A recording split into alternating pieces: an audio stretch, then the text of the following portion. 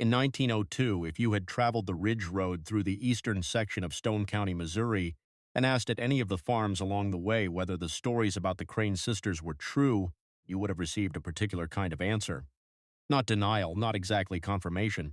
The answer you would have received was the answer that communities give when they have decided, collectively and without formal discussion, that a story serves a useful purpose exactly as it stands, that the story does not need to be verified or refuted, that it needs only to persist. The answer was something like, I wouldn't go up to that hollow if I were you. I wouldn't go up there after dark. Something lives up there that doesn't like strangers, and the Crane women have been there long enough to know what it is. Ida and Myrtle Crane had lived in Pigeon Roost Hollow since 1889, when they had come to Stone County from Christian County to the north following the death of their mother, who had been the community's primary herb and healing practitioner in that part of the Ozarks for 30 years. They had arrived together, sisters unmarried and in their late 20s at the time, and they had established themselves in the hollow that their mother had used for plant gathering, which was already known to the surrounding community as a place that required a certain respect to enter. They had, in the 13 years between their arrival and the events that brought them into the official Stone County record in 1902, built a practice in the hollow that combined their mother's herbal and healing tradition with a social presence in the community that was more complex and more deliberate than the word healer captures. Before we begin, drop your location in the comments and tell me what time it is where you are. The Crane sisters were called witches. What they actually were is considerably more interesting than that, and considerably more disturbing. I want to know where you are sitting when you hear the full story. Stone County, Missouri in the late 19th and early 20th centuries occupied a position in the Missouri Ozark landscape that was both geographic and social, a highland county of cedar glades, chert-studded ridges, and creek-fed hollows where the farming communities that had established themselves since pre-Civil War era had developed a relationship with the land and with each other that was notably self-contained. The county seat was Galena, a small town that served the administrative needs of a population spread thinly across difficult terrain. The communities in the more remote hollows of the county were connected to Galena by road networks that were usable in good weather and problematic in the wet and winter seasons, and they were connected to each other by the density of relationship that comes from small communities in close terrain, everyone knowing everyone's business, and the social pressure of that knowing operating as one of the primary governance mechanisms in a place where official institutions were present in theory but often remote in practice. The specific role that the Crane sisters occupied requires some historical grounding before the 1902 events can be properly understood. Healing and herbal practice in the Ozark Mountain communities of the late 19th century was not incidental to community life, it was foundational to it. In a region where the nearest physician was often a full day's travel away and where that physician's tools were, in any case, limited in ways that made practical herbal knowledge genuinely competitive with formal medicine, the woman who knew plants, who knew remedies, who knew the traditional approaches to the community's recurring ailments and difficulties, was a figure of real importance. She was called upon at births and at deaths. She was called upon when illness did not respond to what the household already knew how to do. She was the person who had been to the edge of the community's medical knowledge and gone further, and who came back with things that worked. The trust she had earned was deep and specific, not the diffuse trust of reputation, but the particular trust of people who had watched her help someone they loved through a crisis that nothing else had resolved.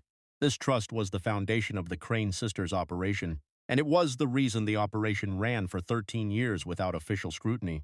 You do not bring a formal complaint against the woman who helped your wife through the difficult birth, or who sat with your dying father, or who knows what you asked her during those hours, and what you told her when you were afraid. You manage the discomfort of what she holds by not looking directly at it. In a community with those characteristics, a woman who possessed unusual knowledge of plants, of remedies, of the specific conditions that the community's illnesses and difficulties presented, occupied a position that was simultaneously valuable and potentially threatening. The value was obvious. In a place where the nearest physician was hours away, and where the knowledge of what to do when someone was sick or injured or in difficulty was unevenly distributed, a woman who had grown up with that knowledge and practiced it reliably was a resource the community depended on. The threat was less obvious but equally real. The same woman knew things about the community's members that the community's members had revealed in their most vulnerable moments, and the knowledge was asymmetric in the way that all such knowledge is asymmetric. She knew it, they knew she knew it, and the balance of that knowing could be managed either generously or otherwise. The Crane sisters managed it otherwise. This is what the Stone County record from 1902 establishes when you read it against the background of what the community had been saying about them for 13 years. The Stone County probate court proceeding of October 1902 was initiated by a petition filed by a farmer named George Aldrich, who had been in the Stone County area for 12 years and who had, over that period, accumulated a series of transactions with Ida Crane in particular that he described in his petition as having been conducted under circumstances he could not adequately describe in his filing, but that he wanted the court to review. The petition was unusual. The county probate judge, a man named Walter Sims, noted in his initial review that petitions of this type, concerning informal arrangements between a healer and a community member, were not common in his court, and that he was uncertain of the appropriate procedural framework for addressing it.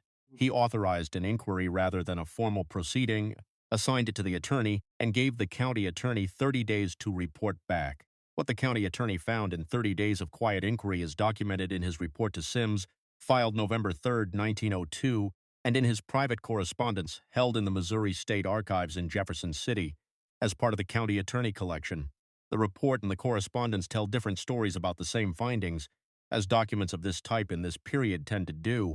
The report describes in general terms a pattern of transactions between the Crane sisters and community members in the Stone County area that the county attorney characterized as arrangements of a character that may warrant further review under the state's statutes concerning fraudulent, inducement, and undue influence.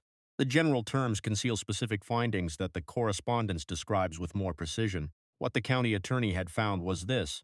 Over 13 years, the Crane sisters had constructed and maintained a system of transactions with community members, transactions connected to their healing and counsel practice, that had a second layer beneath the obvious service for payment, surface. The second layer involved information. They had been gathering it systematically through the access their healing practice gave them for 13 years. The women who came to Pigeon Roost Hollow for remedies and counsel came in states of vulnerability, worried about an illness, a pregnancy, a husband's behavior, a financial difficulty, a secret they could not discuss with anyone else in the community. They told the Crane sisters things they had not told their neighbors. They told them because the Crane sisters were discreet, because the hollow was private, and because the sisters were skilled enough at their practice to have earned the trust that their clients placed in them. The Crane sisters kept what they were told. They remembered it. And when circumstances produced an occasion for using what they remembered, when a transaction could be structured in a way that extracted additional value from the information they held, they used it not crudely, not with explicit threats, with the subtle graduated pressure that comes from someone looking at you in a particular way or mentioning something they couldn't have known from any source except your own vulnerable disclosure, or offering to help with a current problem in terms that implicitly acknowledged their knowledge of a past one. The community called this witchcraft. The community's understanding of what it meant to be under the sisters' influence was shaped by the existing vocabulary for women who possessed unusual knowledge and used it in ways that made people uncomfortable. And that vocabulary in the Stone County Ozarks in 1902 was the vocabulary of witchcraft. But what the county attorney found in his 30 days of inquiry was not witchcraft. It was information management. It was the same operation that Jonas Pickett had run in Clay County with the dead, applied by the Crane sisters to the living. The community's vocabulary, curse, hex, influence, the sisters knowing things they shouldn't know, described accurately the experience of being on the receiving end of the Crane sisters' operation without correctly identifying the mechanism. The mechanism was knowledge, systematically gathered over 13 years, used with precision and patience in a community where the alternative explanation for how the sisters knew what they knew was the supernatural, and where the supernatural explanation served everyone, including the sisters. A community that believed the Crane sisters had occult powers was a community that feared them. A community that feared them was a community that cooperated with them. The label of witchcraft, which the sisters had never applied to themselves and had never denied, was the most efficient management tool in their practice. There is a detail in the county attorney's correspondence that the report does not contain and that illuminates the specific way the Crane sisters' operation had worked in practice across 13 years. In a letter to a colleague in Springfield written while the inquiry was in progress, the county attorney described a conversation he had with a community member who had agreed to speak with him privately but would not give formal testimony. The community member, whose identity the county attorney protected and did not disclose, described what it had been like to deal with the sisters over a period of years. He said, "It was never direct. That is what I want you to understand. They never said, 'We know this thing about you and we want something in return.' It was more like being in a room where someone is standing slightly too close to a lamp that lights up something you would rather they could not see. They never pointed at the thing. They never had to. You knew they could see it, and they knew you knew, and the relationship was managed from that understanding without either side ever saying what the understanding was." The county's attorney noted in his correspondence that this was the most precise description of the operation he had obtained in 30 days of inquiry, and that it was also the most complete explanation of why formal prosecution was not viable.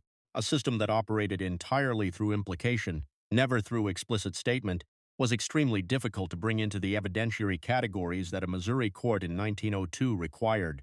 Judge Sims reviewed the county attorney's report and concluded, after consultation with the county attorney, that the specific legal framework available in Missouri in 1902 was not well suited to addressing what had been documented. The arrangements between the sisters and their community clients had been entered into voluntarily. The information leverage had been exercised subtly enough that documenting specific instances of undue influence as a legal matter would require testimony from community members who were not prepared to provide it publicly, because providing it publicly would require them to disclose what the sisters knew. And what they knew was the reason the community members had not already gone to the sheriff themselves. The arrangement was self-sustaining. The community's silence protected it. The court noted the Aldrich petition, acknowledged the county attorney's findings, and closed the inquiry without further action. Aldrich was advised that the court did not find adequate grounds for a formal proceeding. The Crane sisters continued to live in Pigeon Roost Hollow after the 1902 inquiry. They appear in the 1910 census, still at the same location.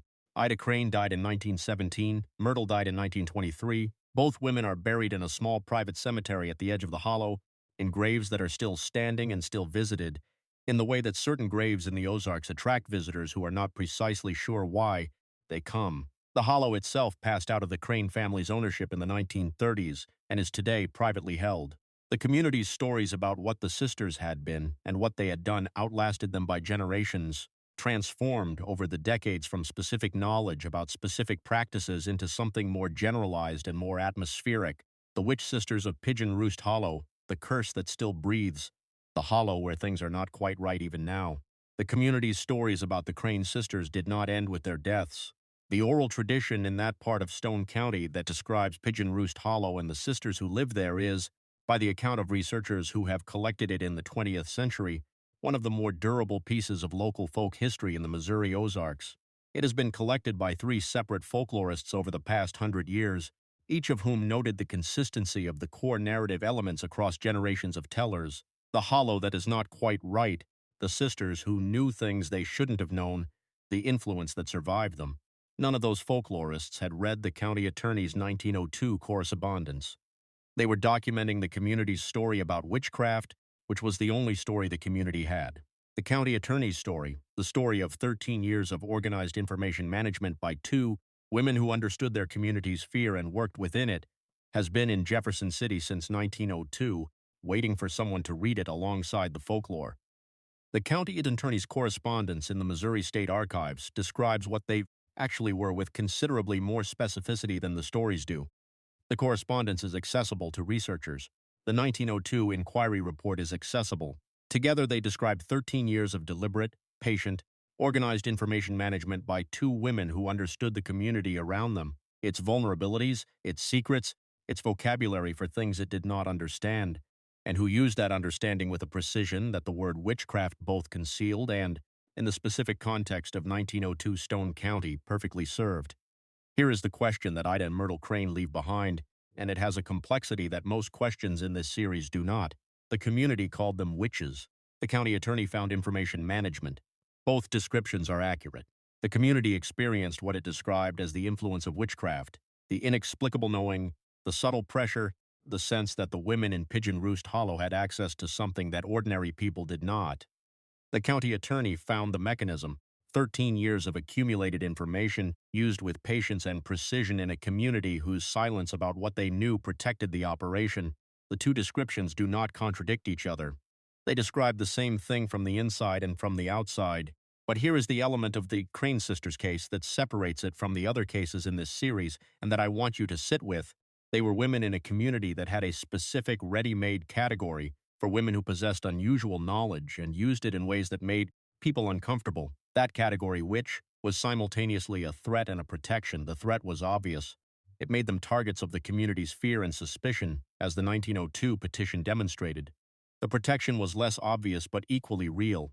A community that feared them as witches was a community that would not approach them carelessly, would not confront them directly, would prefer to manage its discomfort by avoiding the hollow, rather than by doing anything that might trigger whatever power the sisters were believed to possess. The label was a fence as much as it was an accusation. Did Ida and Myrtle Crane cultivate the label?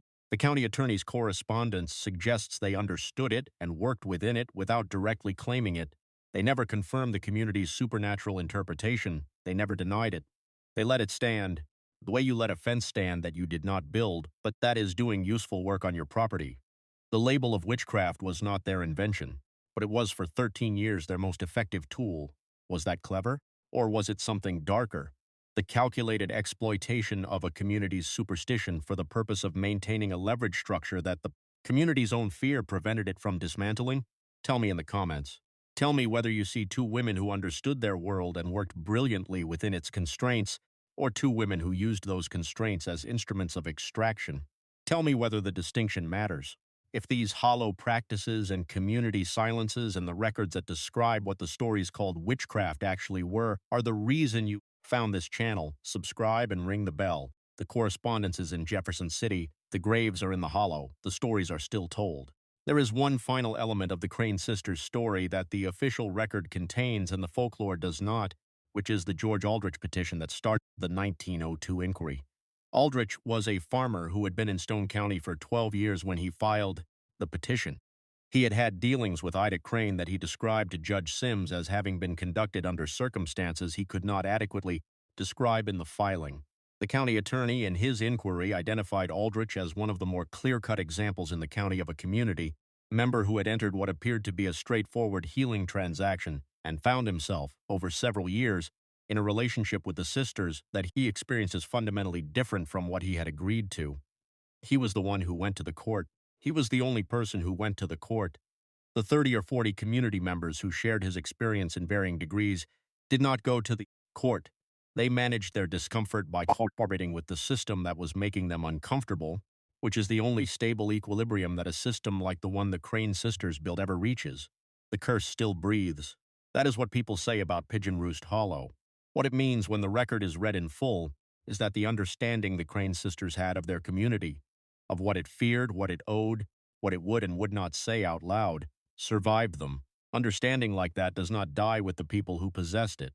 It lives in the community that experienced it, passed down through the generations as a story about witchcraft, which is the only vocabulary available for something that the official record knew how to describe, and the community did not. The record and the story have been running in parallel since 1902, one in Jefferson City, one in the hollows of Stone County, and they have never been read together until now. Together they describe the same women. They describe them completely. The folklore preserved what the community could say out loud about two women it feared. The correspondence in Jefferson City preserved what the county attorney found when he looked at the mechanism beneath the fear. Neither document alone is the full picture of Ida and Myrtle Crane. Together, read against each other they are.